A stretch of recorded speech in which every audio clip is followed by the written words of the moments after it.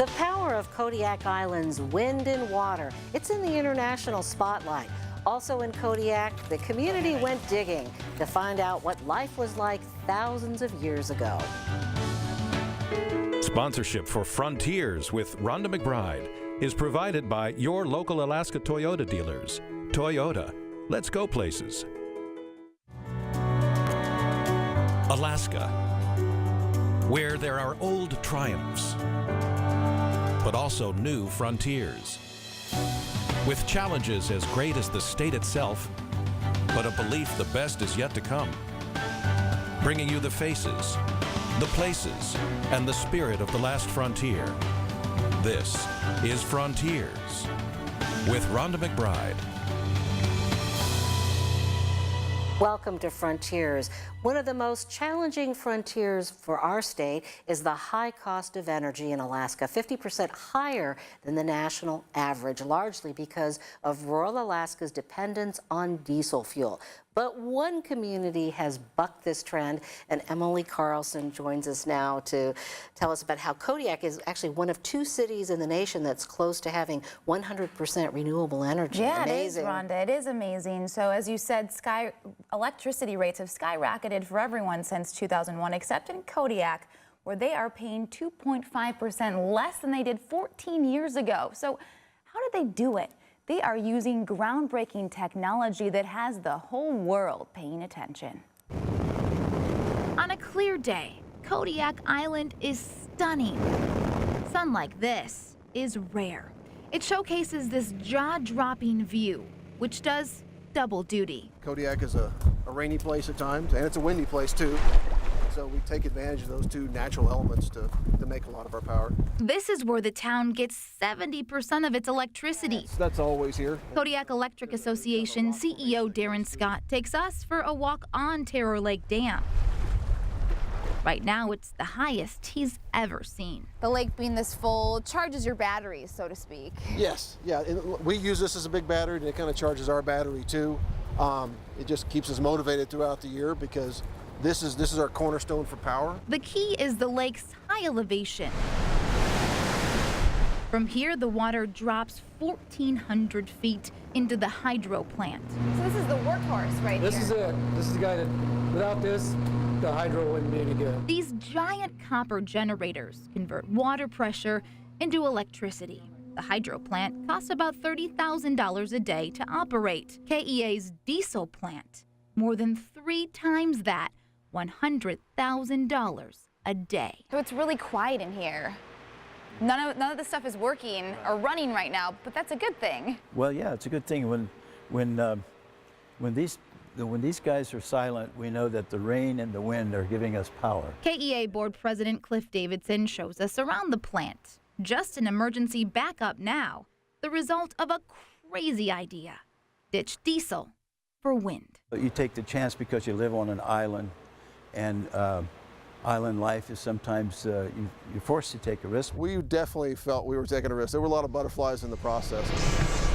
Kodiak was the first in Alaska to install giant wind turbines, but it wasn't easy. First, they had to convince General Electric to sell them 3. Then the challenge of installing them. There were some nail biters along the way, but they've worked so well for the town, saved us so much money. The windmills make enough energy to replace 2.8 million gallons of diesel KEA was burning each year. That's a savings of $7 million for a total of $27 million since 2011. Its success paid for 3 more. This one here is just getting ready to start. But you can't rely on the wind. Who knows when she'll blow? We were in Kodiak 5 days and saw the windmills move just twice. So on still days, the hydro plant kicks in more energy. Combine the 2 strengths, and wind turbines run, hydro backs off. Wind turbines are not running like today. Hydro picks back up the load, and they just work in concert together really, really well. Devil's Club. A sweet tune for brewer Bill Milstein.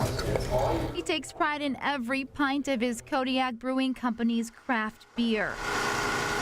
The grains have to be very uniform size, and they have to have certain protein content. But if the process is off by even 1 degree, The grain can sprout and ruin the entire batch. Kind of like a science Oh, it experiment. is a science, yeah. It's complicated, and it takes a lot of energy. Ben's average electric bill tops $1,400 a month. It may sound like a lot, but Ben says thanks to wind and water power, it hasn't gone up in years. All right.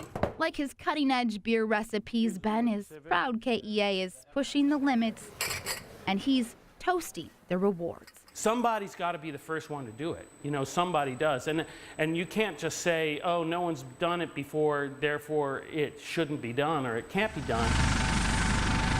A few miles south, Kodiak's Coast Guard search and rescue teams protect 4 million miles of ocean. Basically a small city with all the demands of a small city. The Coast Guard uses 30% of the electricity KEA produces.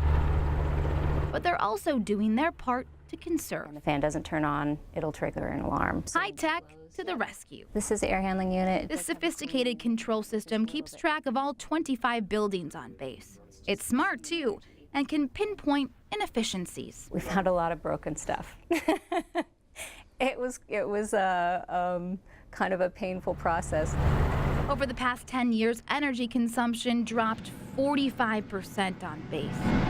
In Kodiak, renewable energy doesn't just save money, it preserves their island and their way of life. There's just a motivation to do it right, and that's the right thing to do.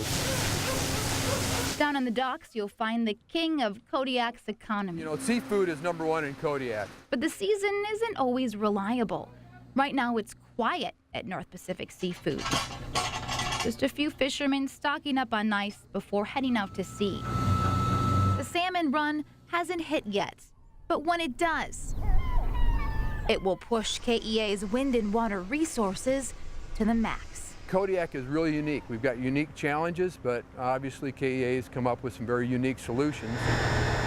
One of those solutions, There's 1,200 batteries in here. giant batteries that take the energy the turbines make on a windy day and save it. When the blades stop, they provide a 30 to 90 second surge of power until the hydro plant kicks in.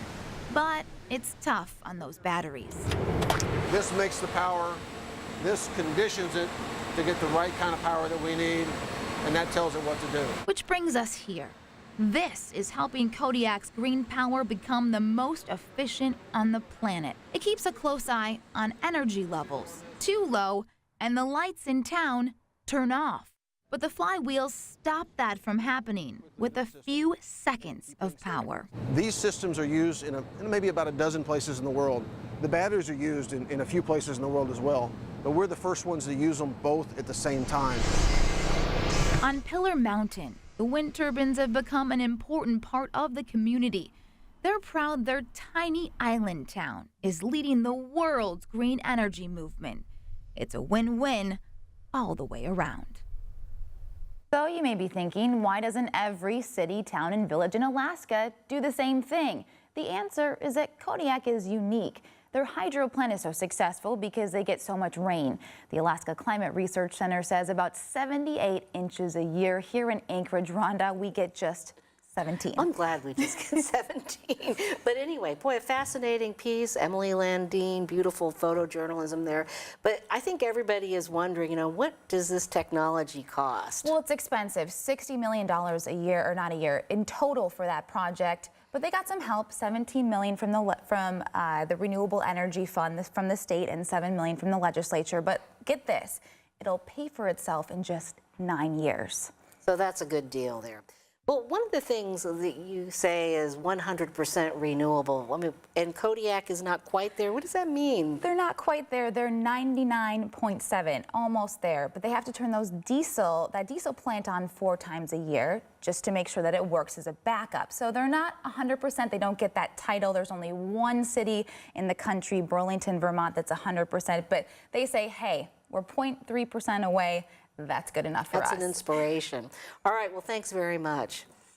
Well, we have time now for a trivia question that Emily provided us, in fact, about emission savings in Kodiak. Thanks to renewable energy, the emission savings in Kodiak would be enough to take about how many cars off the road? In other words, since Kodiak isn't burning diesel, what's the equivalent in auto emissions that we don't have?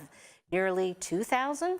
Or is it 5,000? Close to 15,000? Almost 50,000? Well, we'll have the answer for you a little later on Frontiers. Well, ahead, we continue our conversation. The king of renewables, Bernie Carl, is here, and to use his phrase, do a little Imagineering. Digging deeper into Alutiiq history, I'm Heather Hinsey in Kodiak, where members of the community are pitching in to preserve pieces of the past. Toyota presents the sensations of summer.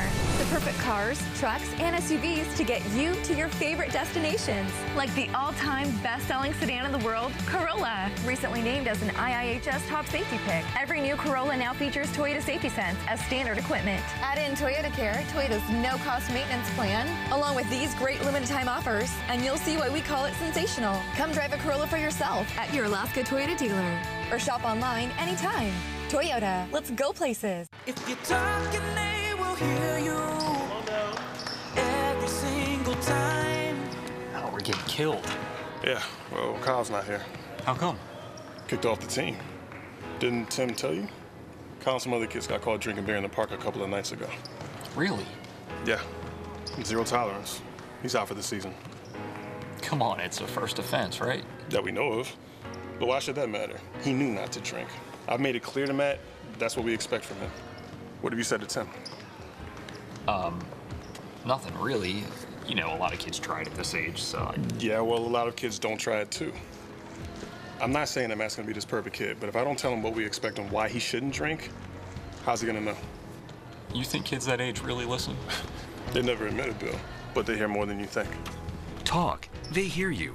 For more information about talking with kids about underage drinking, visit underagedrinking.samhsa.gov.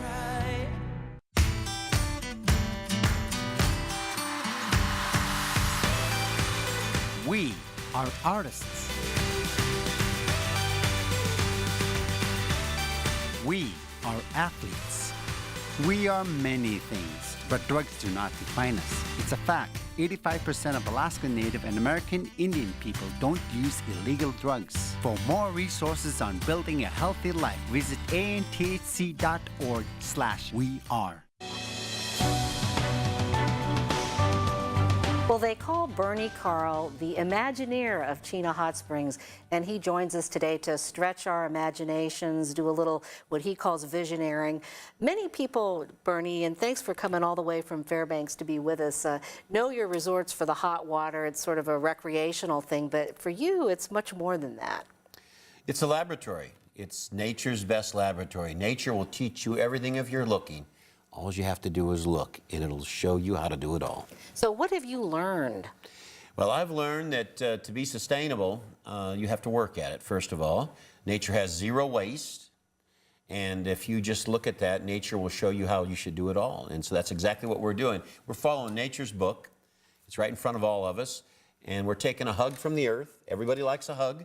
We decided we should make our energy, we should do our refrigeration, and we should grow our food from taking a hug from the earth. Well, one of the things that is a little bit unique is in a lot of traditional geothermal generating plants that they use much hotter water than you have at Chena. So how did you get around that to make electricity and do all the things you do? Chena has the first geothermal power plant in the world to make electricity off of 160-degree water. And that's the first in the world, but it's the first geothermal power plant in Alaska. We worked with United Technologies to develop that. It's a organic Rankine cycle. It's a turbine, and now we have a screw expander, the first one in the world that is synchronous. We have absorption chilling, the first 3-pressure absorption chiller in the world to keep the ice hotel frozen. And there's a lot of firsts because if you're pushing, if you have an imagination, then you get to push the limits. So I guess a lot of people probably don't understand the technology that you just described, but basically you're using a reverse refrigeration system to make geothermal energy. Absolutely, to use geothermal energy. There's geothermal energy everywhere. So let's talk a little bit about your greenhouses and some of the things that you do. You heat those greenhouses with your geothermal. We heat 54 buildings on the property, all with geothermal. And the greenhouse is very important because this is energy. We're taking the energy from the earth and putting it into this plant that gives you the energy for doing this interview today. And this here is, this is basil. Now it's alive.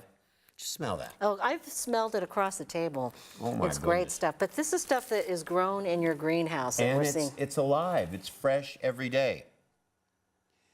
And that makes a huge difference. We're talking 365 days a year. We're talking about growing stuff daily. So minus what's the 50, minus application 60 below. for the bush? Not every village has hot springs. Well, I'll tell you what the bush has. Every bush has a power plant. And I'll guarantee you they're not using 100% of their waste heat. I'll guarantee it. I've been to a lot of the bush villages. Some of them have combined heat and power, but they don't use it all. And we built a grow chamber that it's just in a 40-foot connex, insulated, and it turns out 150 heads of lettuce every week. 150 heads in an area that is 8 foot wide by 40 foot long. So every village can do that. We grow all of the food for the animals, for the chickens, for the reindeer, for the pigs, and the horses, and we grow it in a grow chamber. So you can do that every day. You plant 1 pound of barley, you get 8 pounds of hay. It's amazing to go out there, and one of the things that you do every year is, you have a renewable energy fair to showcase some of what you're doing, what other people are doing. How long has that been going on? 10 years. This is our 10th year coming up on it, and I can tell you Senator Stevens, when he was alive, was at every one, and had he not died in an accident, he would have made the 6th one. So it's amazing because everything is, we come up with something new every year. Plus we show all the old, we share all this knowledge. Knowledge isn't any good if it isn't shared. So you can come there and you get to actually touch it and feel it, see it working. It's totally different than reading about it. When you touch and feel and you taste, it's a total different experience.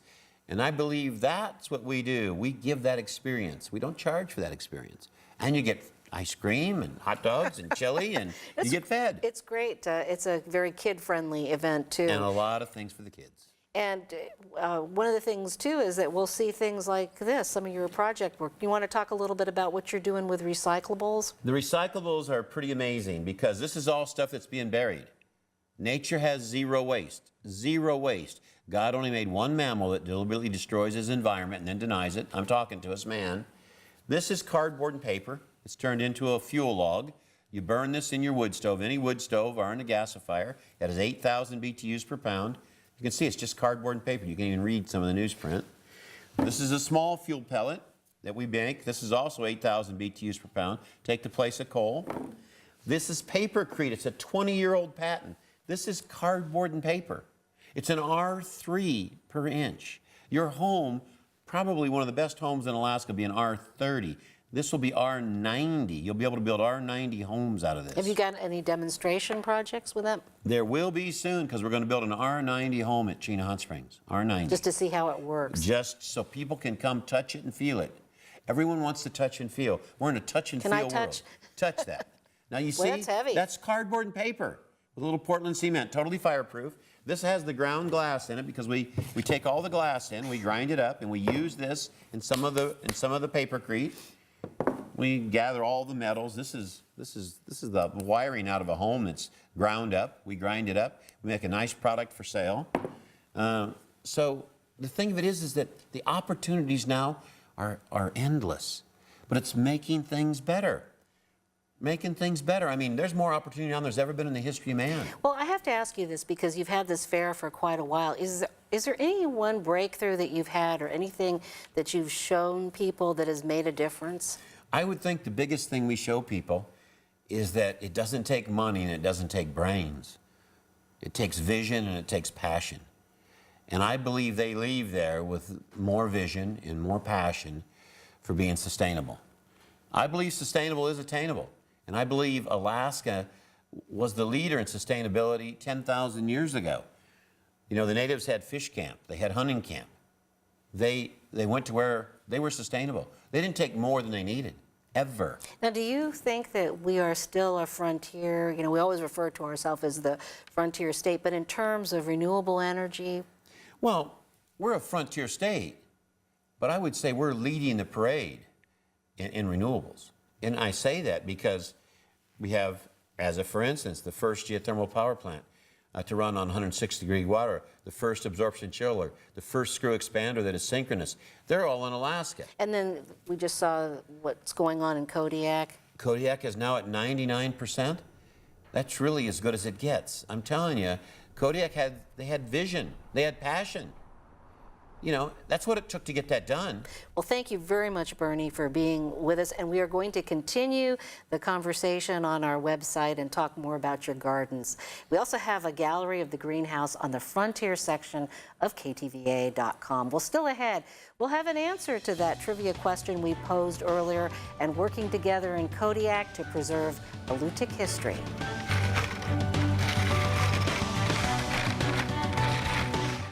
I just want cremation. No hidden costs, no add-ons. Cremation is much more affordable. Dignified, ecological. I just want something basic. The simpler, the better. Cremation sure makes a lot of sense. The Cremation Society of Alaska is now serving families in Anchorage and in the Valley, and we are always on the web at alaskacremation.com. Call us today at 277-2777 or in the Valley 373-8627. Point Hope has been here for thousands of years. The Point Hope people, we live a cycle of life that has been passed to us from one generation to another. It's a real rich history, a rich culture. Everything is centered around the whale. The ocean is our garden.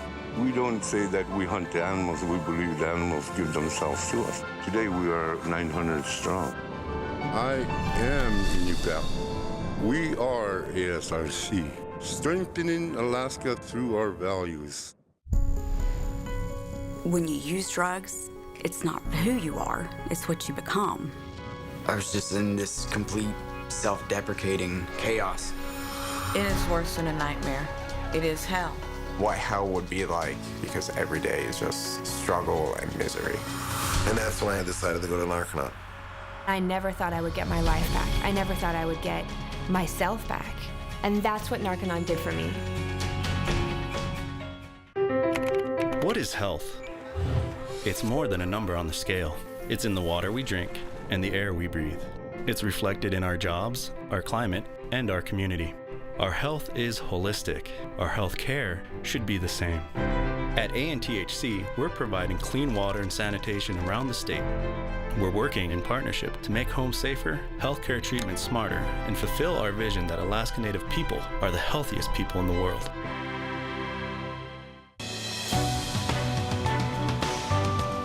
Well, we're going to take you back to our trivia question. So here we go. With renewable energy, the emission savings in Kodiak would be enough to take about how many cars off the road? Nearly 2,000, nearly 5,000, nearly 15,000, or D, about 50,000. Well, according to the Clean Energy States Alliance, the answer is nearly 15,000 cars, 14,848 to be exact. In other words, that's what's equivalent to what Kodiak Electric would be using if they burn diesel fuel. Now, this is over a period of 5 years, but still substantial.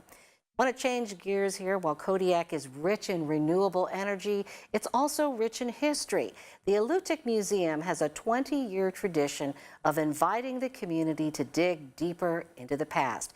Heather Hinsey takes us on an archaeological adventure.